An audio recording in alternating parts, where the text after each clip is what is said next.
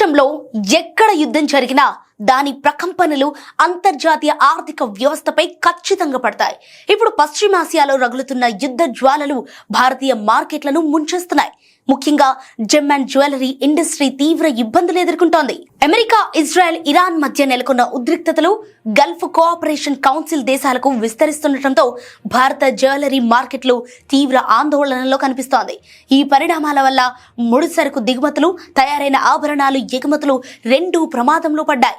భారత రత్నాలు, ఆభరణాల పరిశ్రమలకు డబుల్ షాక్ తగిలిందని gem and jewellery export promotion council ఆందోళన వ్యక్తం చేస్తోంది. ఇండియా తన ఆభరణాల వ్యాపారం కోసం ప్రధానంగా యునైటెడ్ అరబ్ ఎమిరేట్స్ పైనే ఆధారపడి ఉంటుంది.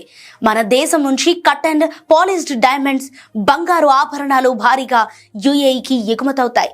అదే సమయంలో మనకు కావాల్సిన ముడి వజ్రాలు అక్కడి నుంచే దిగుమతవుతాయి. కానీ ఇప్పుడు దాడుల భయంతో సప్లై చైన్ వ్యవస్థ తీవ్రంగా దెబ్బతింది. ముడి సరుకు రాకపై తీవ్ర ప్రభావం పడుతోంది. ఎర్ర సముద్రం గుండా ప్రత్యామ్నాయ మార్గాల్లో రవాణా చేయాల్సి వస్తుండటంతో రవాణా ఛార్జీలు, ఇన్సూరెన్స్ ఖర్చులు తడిసి మోపెడవుతున్నాయి. గల్ఫ్ దేశాలతో, ముఖ్యంగా యుఏఈ, సౌదీ అరేబియాతో మన వాణిజ్య గణాంకాలను పరిశీలిస్తే ఈ నష్టం ఏ స్థాయిలో ఉండబోతుందో అర్థమవుతుంది.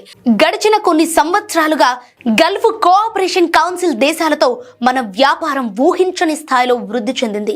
2022లో మొత్తం ఎగుమతుల్లో గల్ఫ్ కోఆపరేషన్ కౌన్సిల్ వాటా 14% ఉంటే 2025 నాటికి 36% పెరిగింది. ఎగుమతుల విలువ పరంగా చూస్తే 2022లో $5.1 బిలియన్ ఉన్న మన జ్యువెలరీ ఎగుమతులు 2025 నాటికి $8.3 బిలియన్ ఎగబాకాయి. ఇక దిగుమతుల విషయానికొస్తే కేవలం గత 4 ఏళ్లలో గల్ఫ్ కోఆపరేషన్ కౌన్సిల్ దేశాల నుంచి దిగుమతులు $16 బిలియన్ నుంచి $28 బిలియన్ పెరిగాయి. భారత జ్యువెలరీ దిగుమతుల్లో 30% పైగా వాటా గల్ఫ్ దేశాలదే.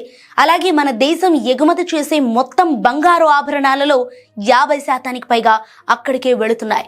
ప్రపంచ వజ్రాల వాణిజ్యానికి, బంగారు వ్యాపారానికి దుబాయ్ ఒక కేంద్ర బిందువు. ఇండియాకు అది ఎగుమతుల గమ్యస్థానమే కాకుండా ముడి సరుకు అందించే ప్రధాన హబ్.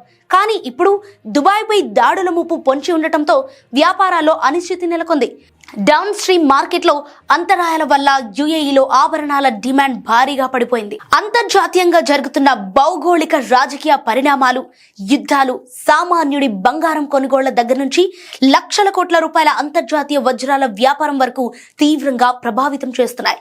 ఇజ్రాయెల్, ఇరాన్ మధ్య ఉద్రిక్తతలు సద్దుమణిగి గల్ఫ్ ప్రాంతంలో తిరిగి శాంతి నెలకొంటే తప్ప మన ఆభరణాల పరిశ్రమకు ఈ గడ్డు కాలం తప్పేలా లేదు.